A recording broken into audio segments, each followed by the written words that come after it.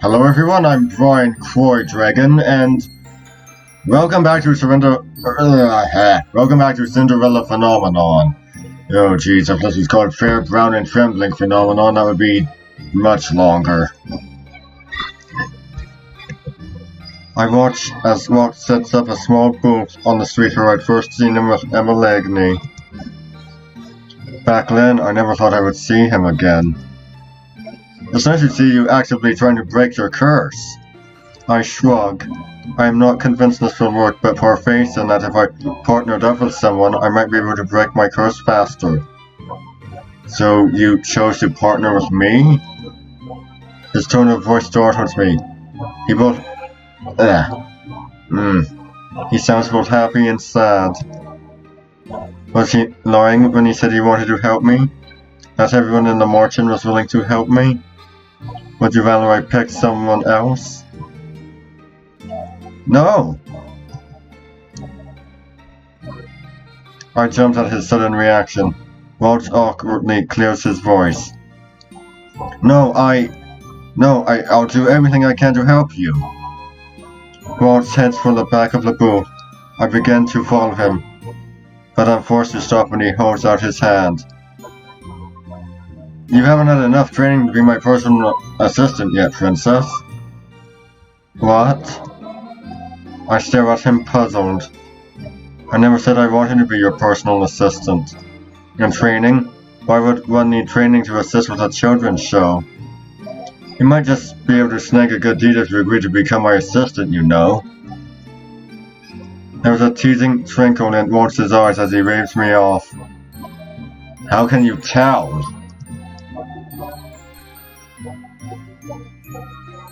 But until you're ready, you should stay with the children and just watch the show. I think you'll enjoy the story. I recommend getting a place up front. You'll be able to see all the action that way. When I do not move, Waltz eyes and smiles at me. I promise the children won't bite you unless you bite them first. Fine. That's my star.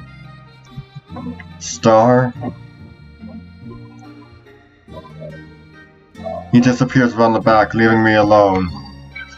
In no time at all, people begin to gather. Soon there is an impressive audience around Waltz's small booth.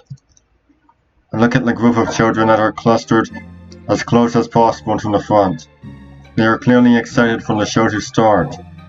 I used to do puppet shows with my dolls too. I feel less alone when I pretended my dolls could talk. And then And I am still alone. Nothing has changed. I sigh as I sidestep to allow someone else to stand beside me. I am surprised to see that the person is an adult. I look out at the gathering crowd of people and find that there is an almost equal ratio of children and adults.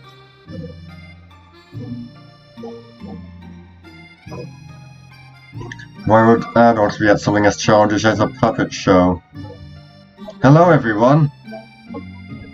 An excited silence falls over the area as Waltz's voice rises above the crowd. I, Waltz, I'm here once again to share another story with you.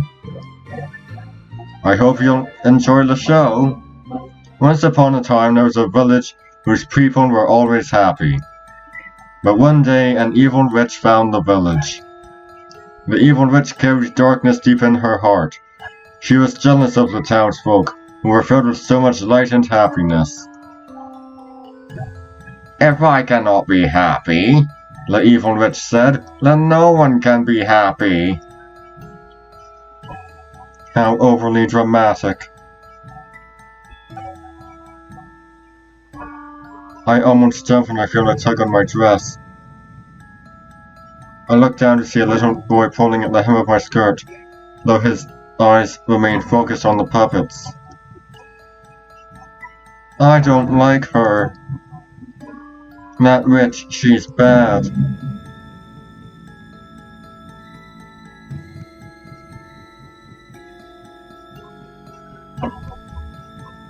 His grip on my skirt tightens. He is wrinkling my dress. Leave him alone or remove his hand.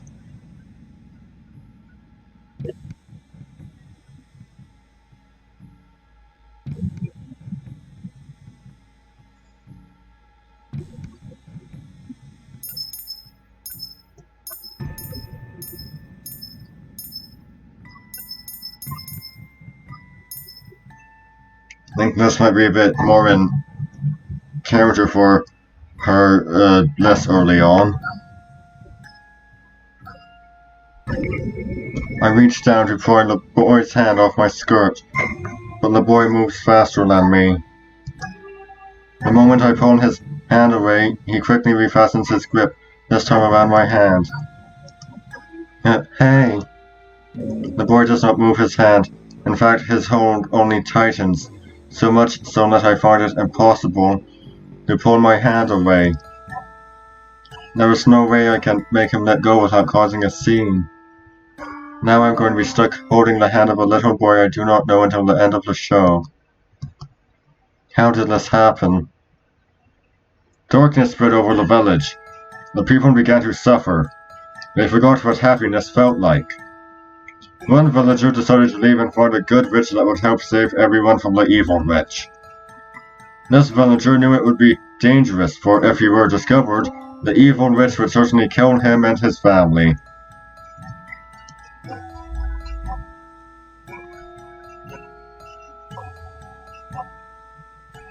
But the man knew he had to try if he ever wanted to see the other villagers smile again.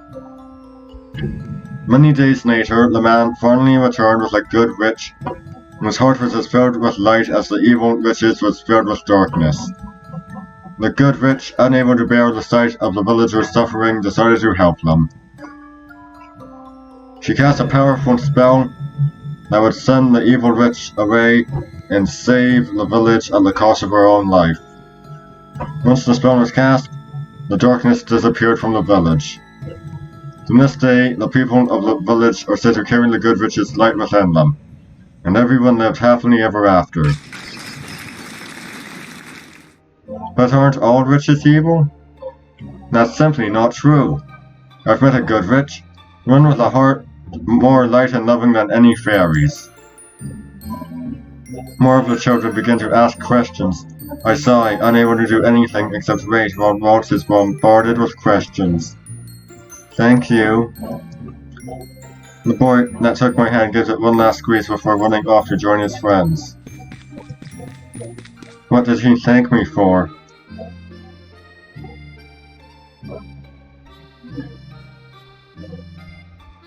Once the audience finally leaves, Waltz comes out from behind the booth and spawns up at me. The show is a success!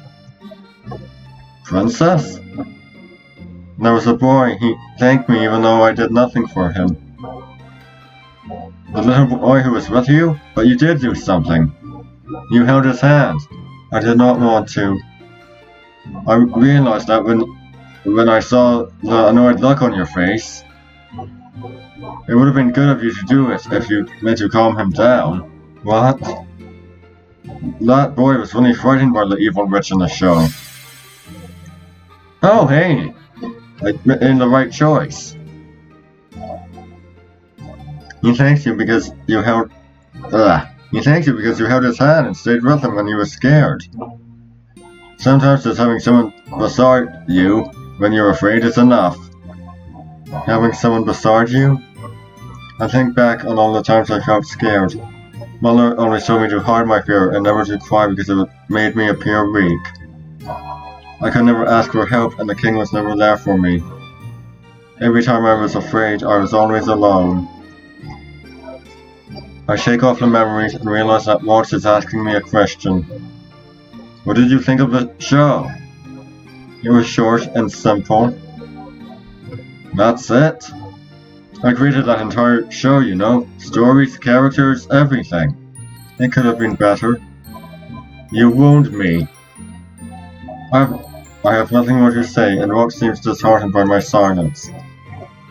You always complimented my stories, even when they were silly.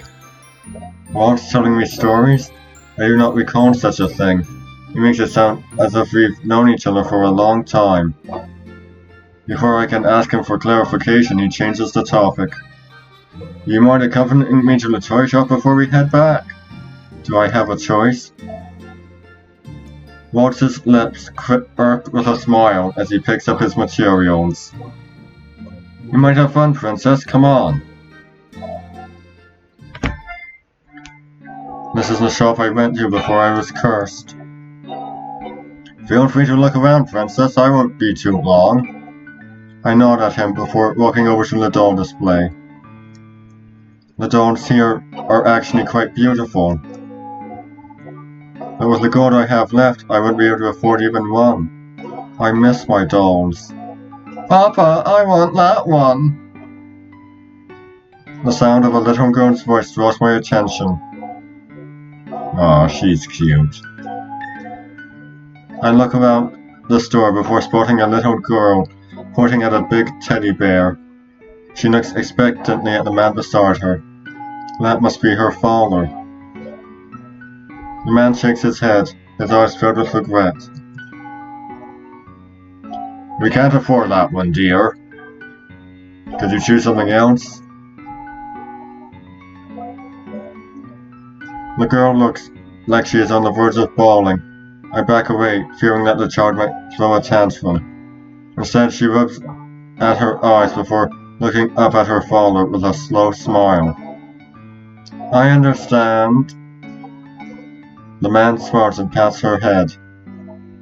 Thank you for understanding, sweetheart. You're being so grown up. I only need you and Mama to be happy. I love you, Papa. I love you too.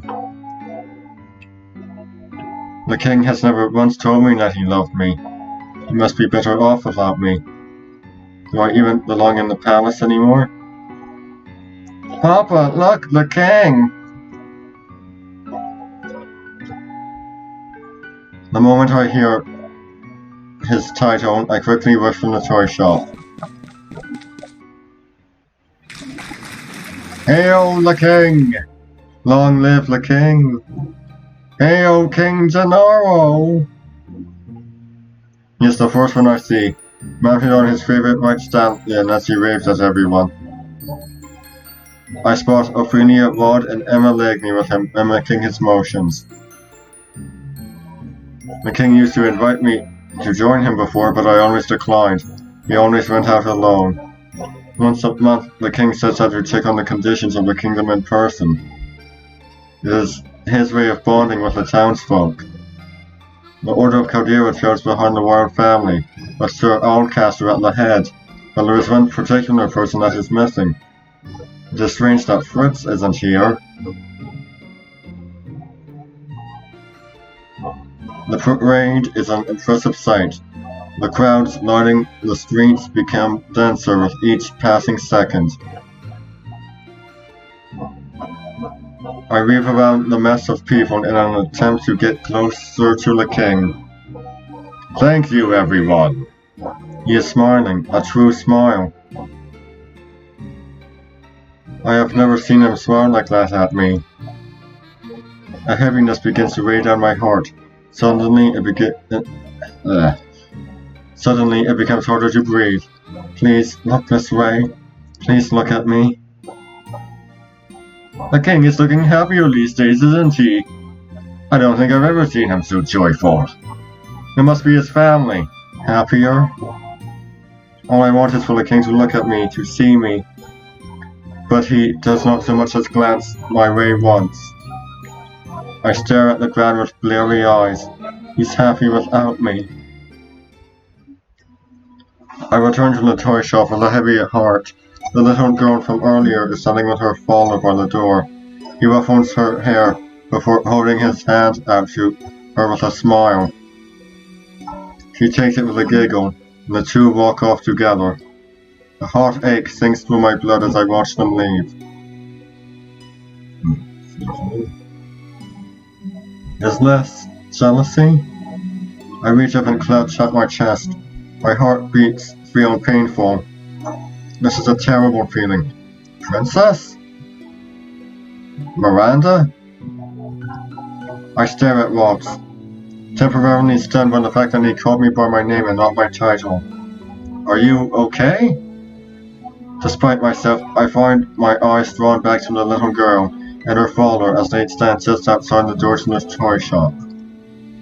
Princess? I am fine or I am not okay. This seems a bit more in character for her this early on. You don't look fine to me at all. Out of the corner of my eye, I seen a little girl and her father as they disappear into the crowd outside the toy shop.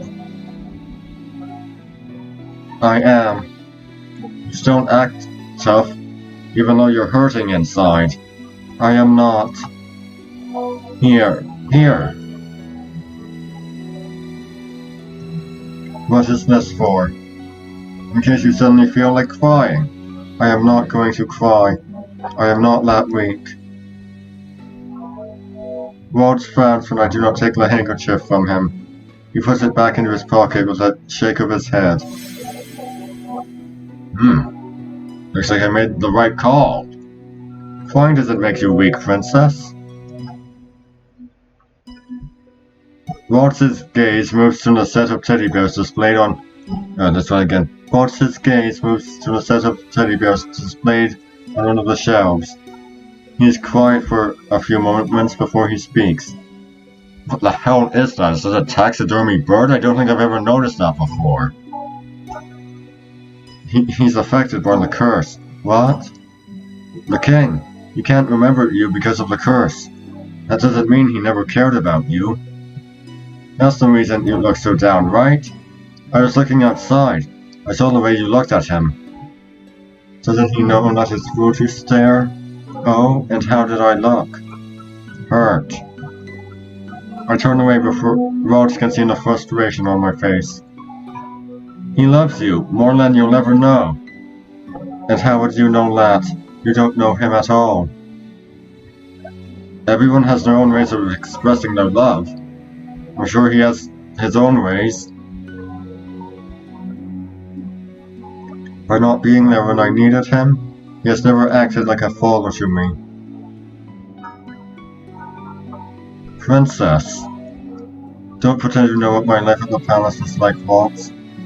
This conversation is over. Let us return to the market.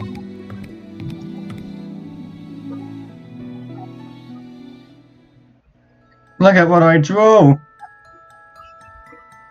Miranda, you know you're not meant to be in here. But I drew this picture of us. See, this is Mother and me. And you are holding Mother's hand. Go play somewhere else, Miranda. I'm busy. But you are always busy, Father. I just want to... Go to your mother. I'm sure she is looking for you. Okay. Aww. I am vaguely aware of the moonlight in my room when I sat up in my bed, heart beating painfully fast. What was I dreaming about? I felt like I was dreaming about the king, but why now? A few days have already passed since I saw him. I fall back onto the bed. I close my eyes and once again attempt to sleep, but it hovers stubbornly out of my reach. What was that? Who could be making noise at this time of night? I step out of my bed and head out to investigate. There's no one here. The sound is coming from the tavern. Well, obviously I'm going to check. I slowly turn the knob and open the door. Hello? The broom begins to hop towards me. I begin to back away. It's the middle of the night. There's no way I am going to sweep now. But the broom just hops past to cower behind me. That's some broom you got there. Waltz, what are you doing here? I couldn't sleep, so I decided to continue working on some of my puppets. But I accidentally stepped on the broom and it went berserk. I turn around and grab Mr. Broom, leaning it against its designated spot on the wall. But why are you here? I heard a sound. 3 times in a row. Not bad. Of course, in all honesty, I've been getting better at guessing of what to do. Really lonely bad ending I've ever gotten with is on Karma's route. Yeah, maybe that streak will end with this route. As curious as always, that's going to get you in trouble, you know. I don't need to be lectured by you. I apologize for waking you up. You should go back to sleep. I would not be here if I could sleep. I just won't stay for a while. If that's what you want. Waltz turns back to his puppets on the table. He leans down over the puppets, checking their seams. Since you're here, I think you can help me. Help you? Oh, a chameleon. What do you think of my newest puppet? I look at Waltz with surprise. With his eyes so wide and his lower lip jutting out, he almost looks like a puppy begging for a treat. Is he expecting a compliment on the puppet? Well, I look closely at the puppet's eyes. It looks evil? Really? I'm glad to hear that. It's going to be the villain in my next show. Thank you for the help, Princess. I'm glad that my mentor approves. Mentor? Waltz doesn't answer. That's it? Indeed. I only offered an opinion, but he looks so happy. What a weird person. Waltz resumes his sewing in silence. He is very talented to be able to sew such a complicated animal. He has only been doing this for a long time to be so skilled, possibly even longer than I expect, considering the nature of his curse. Oh god. No, I can't wait. Need water, must have water.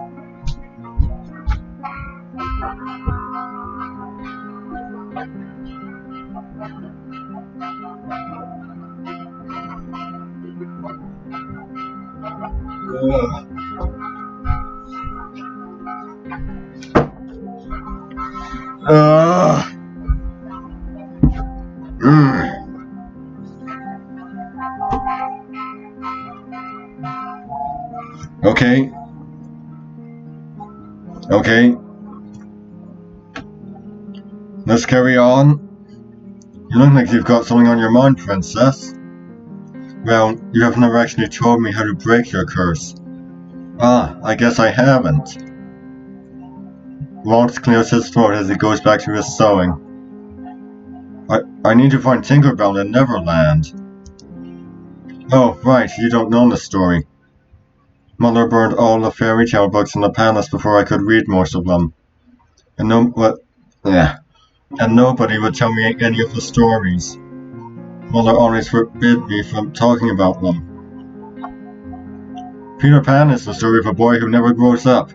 He's accompanied by a fairy friend named Tinkerbell, and the two of them live together in Neverland. In my case, Tinkerbell is a key that can open Neverland. Neverland is a box, a family heirloom. My shadow is being kept in Neverland. That shadow is my magic. Once I get it back, my curse will break. Magic? I'm a witch, Princess. He says it this one again. He says it so nonchalantly, like stating what his job is. He and Delora are the same. I have seen Waltz conjure flowers from thin air before, but I never associated that with the type of magic that witches do. You're a witch? A cursed witch? How is that possible? Only the Tenebrarum bearer has the ability to curse another witch. That's why I can only do simple magic nowadays.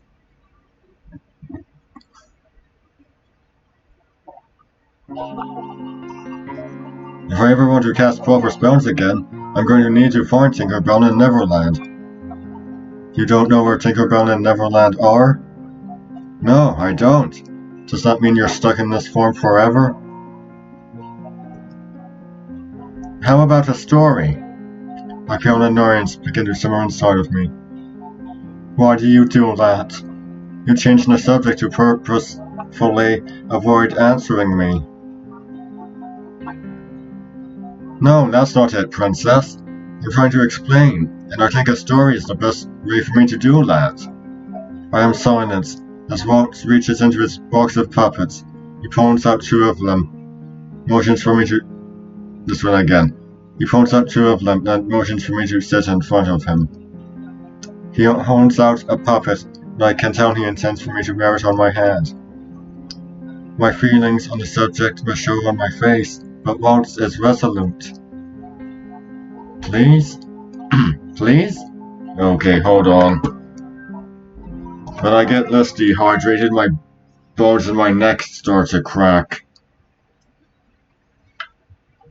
Ugh. Okay. Yep.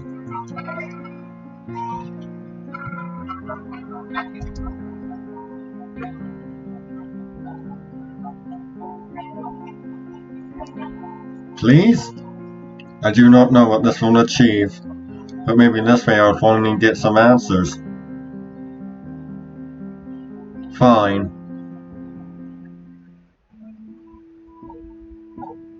Waltz takes a deep breath. Once upon a time, there lived a princess who was always alone. She spent much of her time inside her room, as her mother, the queen, forbade her from going out. The princess's only companion... Let's run it again. The princess's only company were her dolls, but the princess so badly wanted friends that she would always sneak out of the palace to play with the children who lived in town. It's as if he is narrating my childhood. How do you... But Waltz continues speaking as if he does not hear me. One day, the princess met a boy. The boy was a few years older than her, and he was the queen's faithful servant. The boy could see how lonely the princess was, and his heart ached for her. They became friends. Every day he would sneak into her room and would play with her. They spent 2 years like that until the queen found out. The boy was sent away, and he never saw the princess again, until a short while ago. I stumbled back, and the puppet slide off my hand as I stare at Waltz, my mind whirling. We've known each other for a long time, Princess. This cannot be true.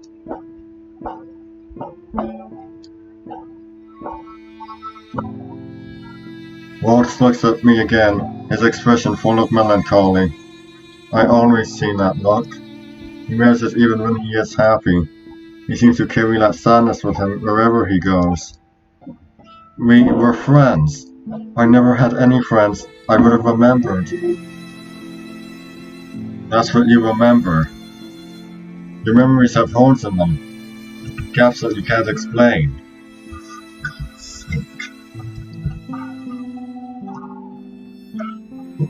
Both sides now. It's fine, it's just dehydration. How do you know that?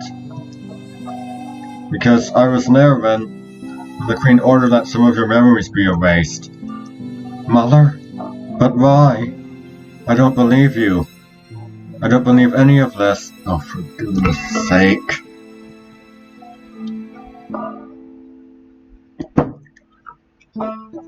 Damn you, dehydration!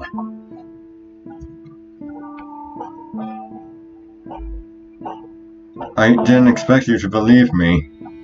Why is he looking at me like that? It looks like he is in pain. How can you tell? But he cannot be telling the truth. I stand up straight, my hands clenched into fists. I am going back to my room. I almost run from the tavern area. Waltz does not try to follow me. Well, that's where we end today. Yes, we certainly found out a lot that, yeah, I never encountered this in any of the other routes. I'm Brian Croydragon signing out. Stay Shrey.